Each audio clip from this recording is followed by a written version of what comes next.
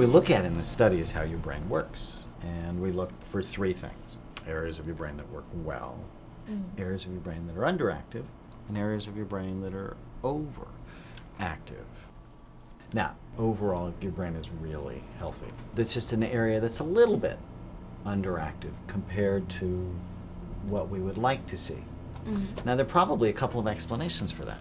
The 3 or 4 cups of coffee you have a day. Caffeine constricts blood flow to the brain. Even though it sort of wakes you up and gives you more energy, that's not really great for your brain. So compared to some of the other brains, your brain is fabulous. When I talk to people who've done a fair amount of sports, their cerebellum's often great. So sports without brain injuries is really good for... See this red spot here at the top back? That's very cool. We find that is an area that actually goes with intelligence. I would be grateful for that. And actually, in many ways, just be grateful for your whole brain because it works wonderfully. I don't get to see brains usually that look this nice. Your brain really looks great.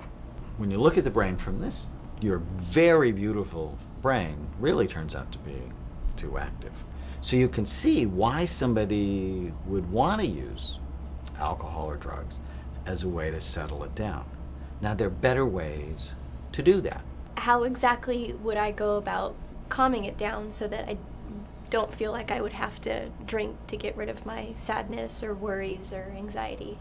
Exercise, changing your diet, using supplements. There's options besides drinking to calm it down, or using heroin to calm it down, or using downers, pain pills to calm it down. You can see that there's this little dent here. You don't want that dent there. Your brain sort of looks a little dehydrated. In your brain, sort of the mood and anxiety centers are really active. And this part of your brain, the brain's gear shifter, is really active. What was your sort of drug of choice? Well, mostly marijuana or alcohol. And about what marijuana and alcohol do? Depressants. They calm down brain Yeah. function. And so, one could see why you would do it. The problem is it prematurely ages your brain. It makes it look sick.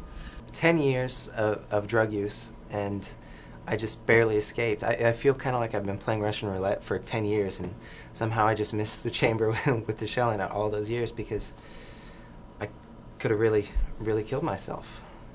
So your brain is the one on the top. And what we see in your brain is these are your temporal lobes. They're not working very hard. And the temporal lobes are very important because they're involved with memory.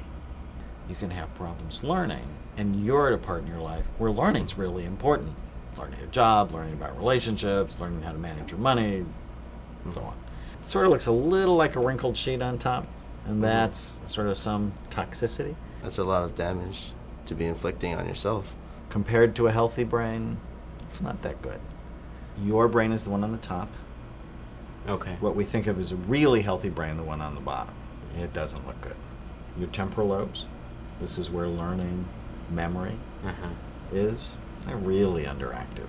Okay. Front part, Yeah. it's really underactive. I would think this is a 70-year-old's brain.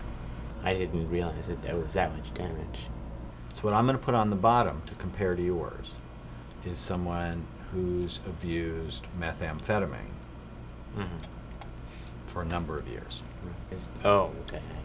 That does Okay. make it. Do you think the guy on the bottom is doing well in worker relationships? I wouldn't say he's doing well on pretty much anything. Not good. Right. He's actually been arrested 5 times. And compared to this one, yours is pretty healthy. Yeah. You keep using. That's Yours is going to look like this. Right. I think I should have never have done any drugs, and I think that I will never do another drug. Now is the time to take brain health seriously. Uh-huh. So the real question is, which brain do you want? Right.